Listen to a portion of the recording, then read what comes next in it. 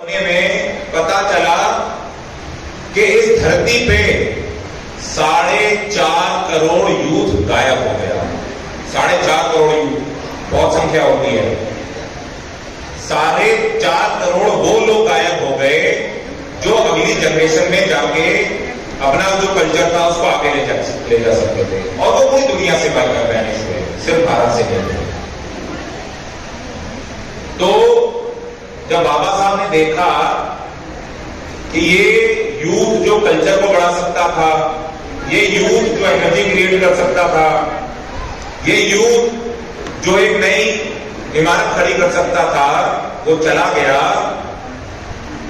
और जो western countries है, उन वेस्टर्न कंट्रीज में इंफ्रास्ट्रक्चर तो है, लाइफस्टाइल भी उनका ठीक ठाक है, लेकिन उनके पास कल्चर नहीं है। तो हम उनसे क्या ले सकते हैं? हम उनसे कुछ नहीं ले सकते, क्योंकि हमारा भारत तो तभी तभी आजाद हुआ था।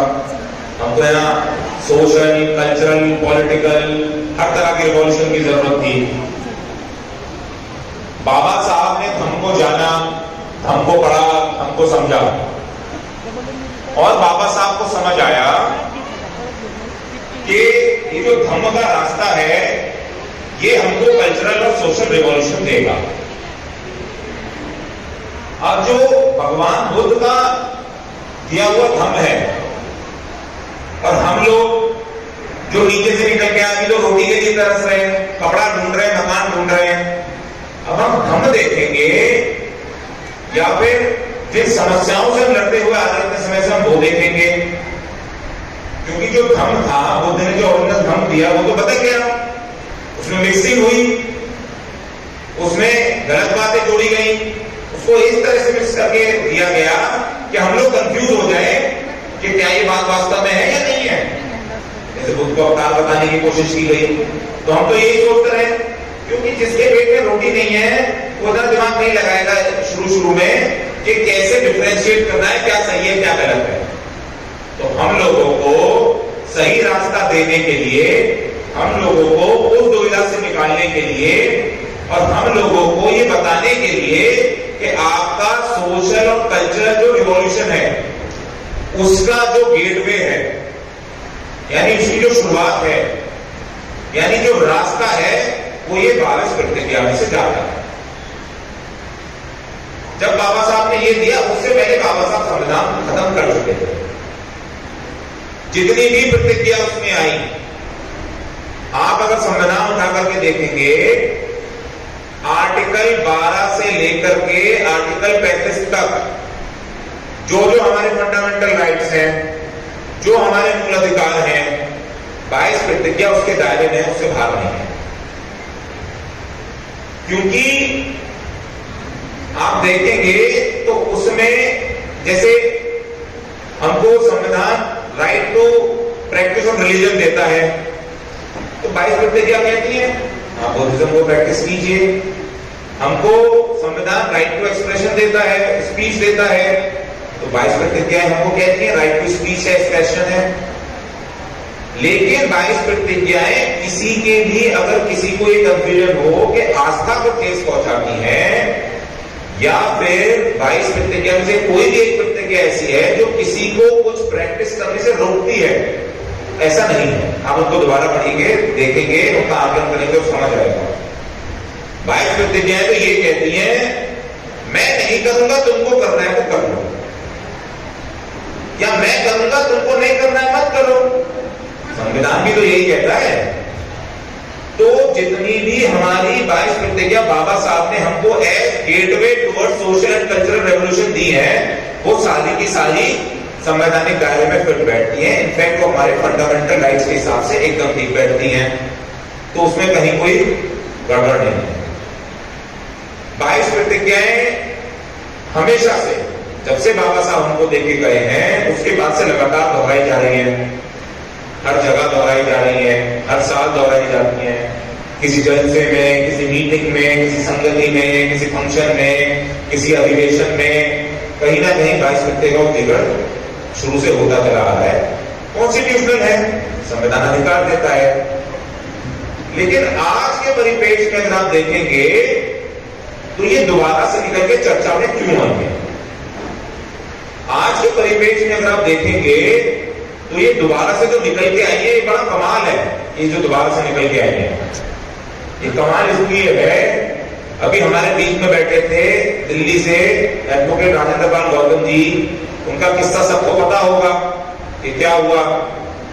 बाइट पे क्या बोली और उसका हवा बन गया, वो हल्ला, वो सब पॉलिटिकल रीजंस थे उसके। क्योंकि अगर वो कॉन्स्टिट्यूशनली गलत होती या वो लीगली गलत होती तो उसका रिजल्ट लीगल आता, पॉलिटिकल या मीडिया मैनर में ना आता। क्योंकि वो लीगली एकदम ठीक है, संवैधानिक तौर पे एकदम ठीक है, संविधान के दायरे में है, तो मीडिया में हो हल्ला हुआ, पुलिस के स्टेशन में 2-4 रिपोर्ट लिखाई गई, लेकिन वो सबका सब ठंडे बस्ते में चला गया। ये स्टंट है। अब जो दूसरा सवाल आता है वो ये आता है, ये ऐसा हमारे साथ ही क्यों होता है, या ये ऐसा हमारे साथ क्यों हुआ, या हमारे सिटिंग मिनिस्टर को क्यों अपनी सीट छोड़नी पड़ गई?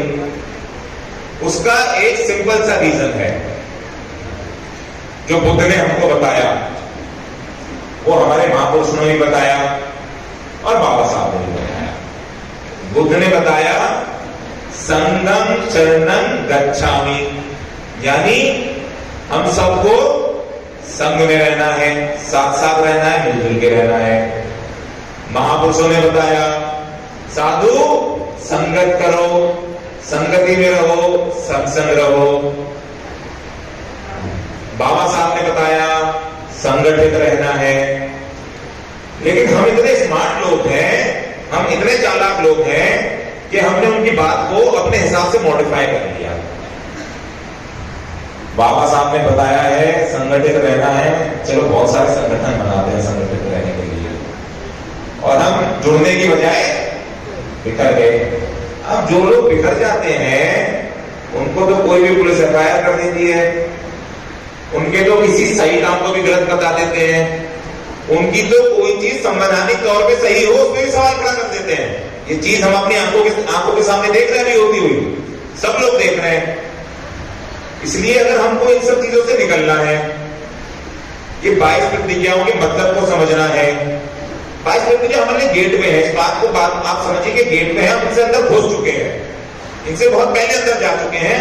अब जब दरवाजे से अंदर घुस गए हैं तो वो जो कल्चरल और सोशल रिवॉल्यूशन है उसको करने के लिए जो साथ में आके हमको काम करना चाहिए, जो संगठित होकर हमको काम करना चाहिए, जो संघ में रह के हमको काम करना चाहिए, वो ही एक काम है जो हमारे सारे दुखों के ताले को खोलने की चाबी है। अगर हम साथ में रह के कुछ कर जाते हैं तो हम जीत सकते हैं।